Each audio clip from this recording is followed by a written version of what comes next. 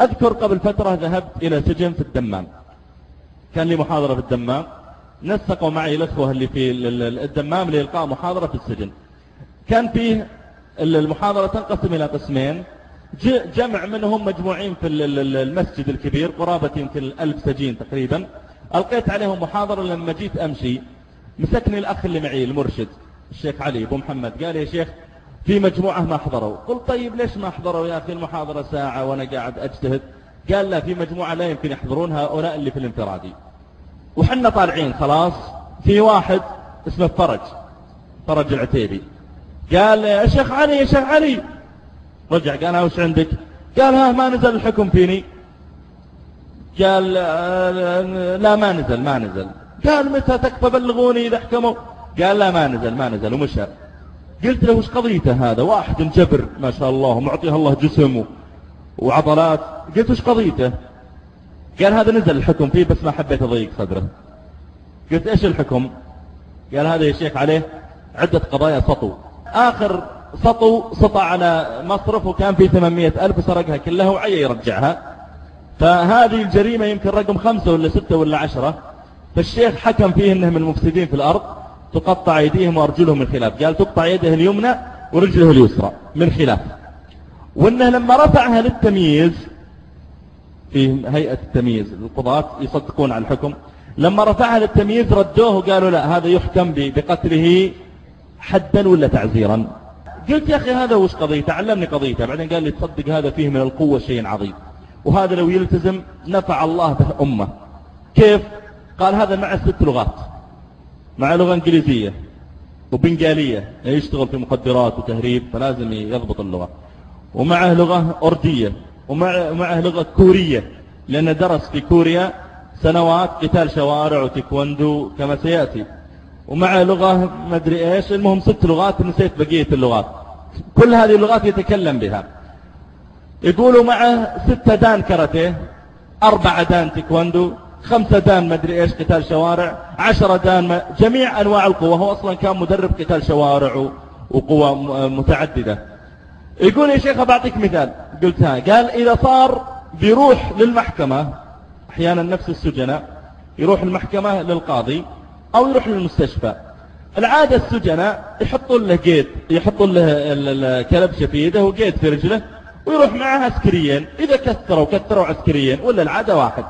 يقول هذا يا شيخ إذا بغى يروح معه فرقة كاملة، يروح معه 10 أفراد وضابطين. قلت له الدرجة؟ قال والله العظيم وانقل عني انه يوم من الايام زعل وقطع الكلبشة. قلت يا اخي يعني عندنا عقل، قطع كلبشة؟ قال والله العظيم صاحبي هذا متخرج معي كلية الشريعة زميل، قال والله يا شيخ انه قطع الكلبشة دب. صدق ما تصدق الرجال قطع الكلبشة، صاروا يحطون عليه كلبشتين 3 عشان قطع الاول الثاني ما تنقطع. مريت بعدها قبل يمكن 1 أو 2 وأسأل الشيخ علي، كان لي محاضرة الدمام، قالوا لي لكم محاضرة سجن الدمام، وجيت والقى صاحبي. قلت تعال يا ابو محمد. قال نعم. قلت تذكر فرج العتيبي اللي قبل يمكن حول 7 سنين 8 سنين اللي وش اخباره؟ هو قتله قصر راسه ما قصره، وش اخباره؟ قال يا شيخ ابشرك خفف عنه القتل وجاء حكم 25 سنة.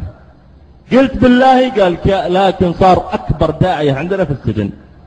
قلت يا أخي أبغى أشوفه. كنت توني ملقي محاضرة ولا شفته مع الحاضرين 1000 واحد ما شفته بينه. قلت وينه؟ قال يا أخي مدخن وراعي نوم وشكله ما حضر المحاضرة، مدخن وحالق لحيته وداعية. قلت يا أخي أبغى أشوفه الصراحة. قال طيب. السجناء حضروا المحاضرة ورجعوهم لعنابرهم. هذا يتكلم إنجليزي جيد، يتكلم كوري جيد، إن جابوا فلبيني جابوا أي واحد يعرف إنجليزي استلمه لين يسلم بالطيب ولا بالغصب إنهم يسلم.